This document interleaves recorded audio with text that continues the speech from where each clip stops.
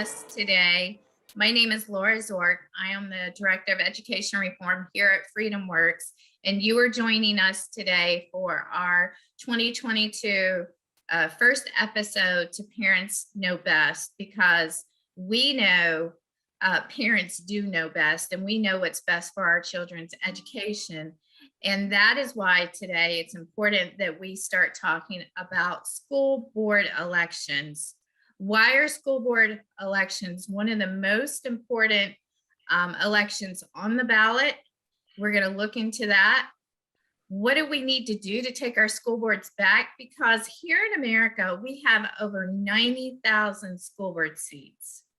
Every 2 years, half of these seats come up for election, and they're opening up in 2022. So what we want to do is we want to make sure that you are aware in your local state, your local community, making sure that you are in tune and in touch to who these candidates are, because we have 14,000 school boards across the nation, and it's going to take each and every one of us to get engaged. We have our eyes on 2022 to make sure that this is the year that we start replacing these school board members that have went against parental rights in education, the ones that have stepped up and tried to prevent transparency when it comes to curriculum, have sided with the teachers union and allowing for these school lockdowns, have been a part of these vaccination and mask mandates. So what we're going to do is we're going to talk to two individuals that are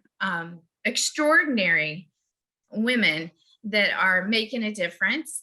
And first, what I want to do is I want to introduce Aly Legge. Aly is a devoted mom, a mother of 5. You have me beat, Aly. I have 4. So she's a veteran. So thank you for your service. Thank you. Her story is similar to thousands of families that negatively have been impacted by COVID and the response from her local school board. She was unable to secure the necessary resources and commitment for her special needs child. So Aly decided to take control, which us moms do, us parents do, and she became an at-home educator. But she didn't stop there. And that's where we want to encourage you to not just stop. When you take your kids out of school, no, we got to continue and be an advocate for all those other kids that don't have that luxury of having a parent that's able to do that. But she's led the fight for others by organizing Moms for Freedom, and which is an advocacy group there in the Tampa, Florida area where Aly lives with her family. So Aly, I want to start with you. 2022, we've put the stake in the ground, and we're claiming 2022 as the year of the parents. So I want to ask you, how do you see these school board elections playing out over the next year, and why are these school board elections so important? I really think the 2022 election year is going to be huge for parents. Not only do we feel unheard, but when we go to school board meetings and we reach out to superintendents and we talk to HR, nothing happens. Even when we report what is going on to our local news channels and news stations and reporters, nothing is getting reported on properly. No action is happening. So there's a very strong lack of transparency and accountability here in Tampa, but not just Tampa, and in all of Florida, not just all of Florida, but it's in all across our nation.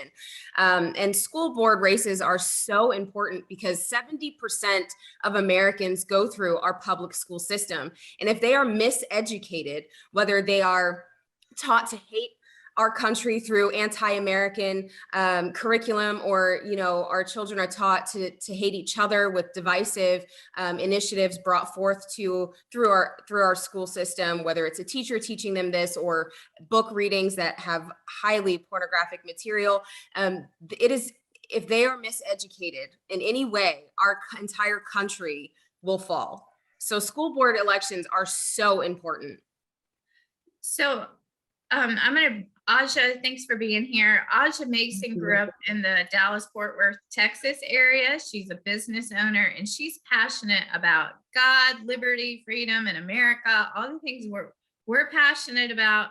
She's dedicated her free time to standing up for the most vulnerable, and that's our children. Aja, from your experience out in Texas, what are you seeing? Because I'm looking at this, I'm seeing a correlation here.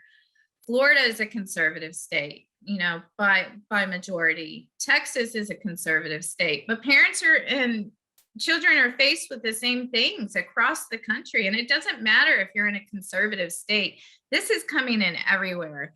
The attitudes that we're getting from these school boards are all across the nation. So how are you seeing in your area, how are you seeing parents showing up? What are some of the things that your parents are saying and doing? Well, there's definitely a concern that's literally swept across the whole state of Texas when it comes to parents, and there's seems to be somewhat of an agenda that's being pushed in the educational system, and it's us getting down to the bottom of it. It's where is this coming from? Where is the chain of command? Like who is pulling the strings and orchestrating a lot of what's happening, not only in the state of Texas, but as well throughout the nation. And, for me being a local activist, I started getting involved in going to the school board meetings throughout the Dallas-Fort Worth area. And it was the same level of concern.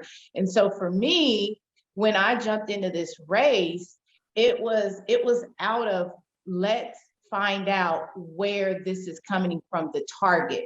And so for me, just hearing parents speak out, it just seems like their children are being indoctrinated by something that is taking place, like I said, throughout.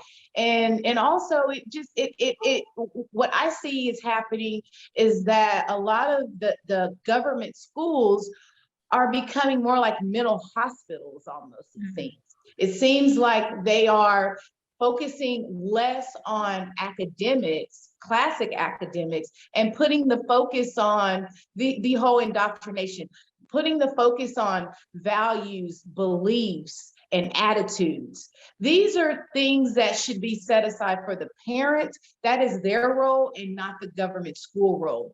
And so with that being said, that's happening, but we got to figure out how to combat it, how to stop it, and for this to continue, because it is literally ruining our country and our children. Like Aly said, they're hating this country, they're hating America, and that is something that our founders, they would not stand for. And is America perfect? No, but there are advantages in being in this country. Why do you think so many people come to this country? For the opportunity.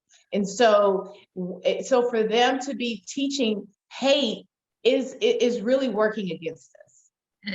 I agree with you, Aja. So that really leads into the next question, Aly, is that what roles and responsibilities do school board members play in protecting parental rights and stopping critical race theory and transparency in these unscientific mandates that we're seeing? So what role do these school board members really play? And they try to pretend that they don't play, but they really do. They play a very large role, especially when they're ignoring parents that are coming in and speaking about these issues and trying to contact administration. They're really, putting us off and keeping us away from our children and being involved. They are furthering that wedge between parent and child, because while they sit on the dais and they say that we want parental involvement, they really don't want parental involvement because they're silencing us. But they are also operating outside of their role of responsibility. So school board members are supposed to make sure that daily operations are functioning properly. They're supposed to balance our budget. They're supposed to follow law that's passed through the legislation by creating policy so that these laws are able to be implemented properly. However, they are stepping outside of that and they are taking on the responsibility of parents as a whole. And that's Exactly. not what their role of responsibility is. And we as parents need to step up and say, wait a minute, we are not paying you to be our children's parent. That is our role. Your role is to make sure that our schools are operating functionally and that our teachers understand their role of operation as well. So that's why you are going to see so many parents jumping into school board races. And we're seeing a lot of parents that are jumping into the school board races. So briefly, Aja, what can individuals do to identify the school board members that are running for the right reasons, that's running to really ensure that our kids have a quality education, but also running to protect parental rights and the rights and freedoms that we all hold so dear? So what your question is, how can individuals identify those candidates? Because there's a lot of individuals that are jumping into the races right now, but we want to make sure this time around that we get the right people in office. Absolutely.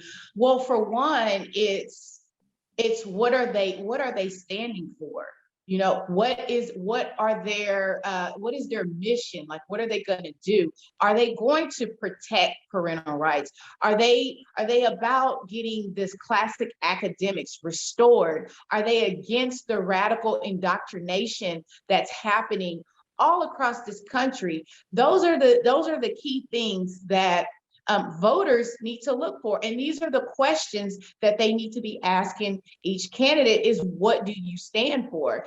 And based on the first few lines really is going to tell you this push for this equity. In my opinion, we need to be providing, once again, academic education of equal opportunity. It's about the equality and less the equity.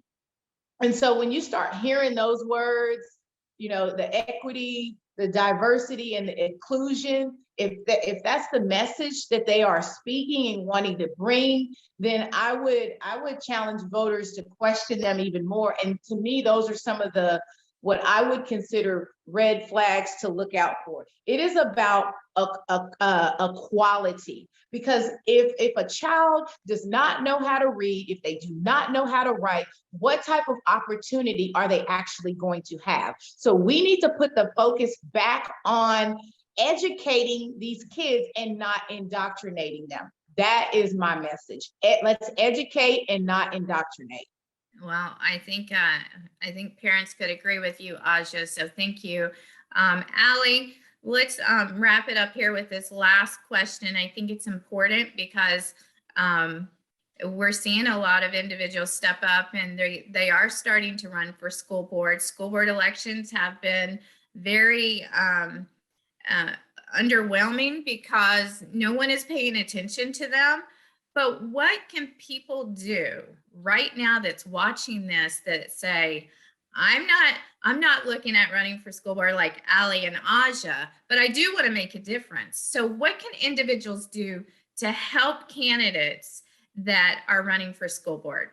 I would say get involved. You know, if you have a story to tell, go to someone that you trust that is running for office, especially school board. If you have a story or an experience, go to that candidate and explain your story, but also get involved, volunteer. Even if you can't do monetary donations, your time is a donation. Volunteer and support those that you agree with that are running for school board. School board races are so important, and 2020 opened the floodgates for parents to start paying attention. And if you want really good, true, constitutional people to win school board seats that have your best interests, that hold parental rights at the forefront, that hold liberty at the forefront, and hold the safety of your children at the forefront, you need to volunteer your time for them.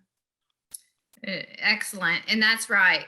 If you're not going to run and give your time, if you don't have time, perhaps you can make donations, but we need to really support our parents in 2022. We have to take these school boards back, and how we're going to do it is one seat at a time with courageous leaders like Aly and Aja that have stepped up to run for office. But before we leave, I just want to leave you with this, that we do have elections that are coming up throughout the nation. We have Florida, Texas, Arizona, Georgia. And so this election cycle for school board members, and if I missed your state, pop it into the comments there. We want to know what other states that are actively in the races here. But what we're asking you to do, if you are looking at running for school board, but you don't even know the first step, you don't even know how to begin that, we do offer a school board candidate academy through our BEST, Building Education for Students Together program. If you want more information about that, I encourage you to go to parentsknowbest.com, log into there, and you can pull up and you can look into what we're offering. We just launched our 6-week candidate academy, and we want to help you run for that seat. And we want you to win that seat. That's why we're offering these free trainings. So log on to parentsknowbest.com. But ladies, thank you for joining us today. Thank you for stepping up and running for school board, because we need individuals across this nation to be paying attention to these elections. They are some of the most important elections that we have on our ballot. Our children's future is at stake right now. Just like what Ronald Reagan said, we're one generation away. And the people that are serving on this school board, majority of them, they are not out to protect our children's future. They're more aligned with these political special interests. And so we need people to be paying attention to these elections. So thank you for joining us today, and we look forward to seeing you next week.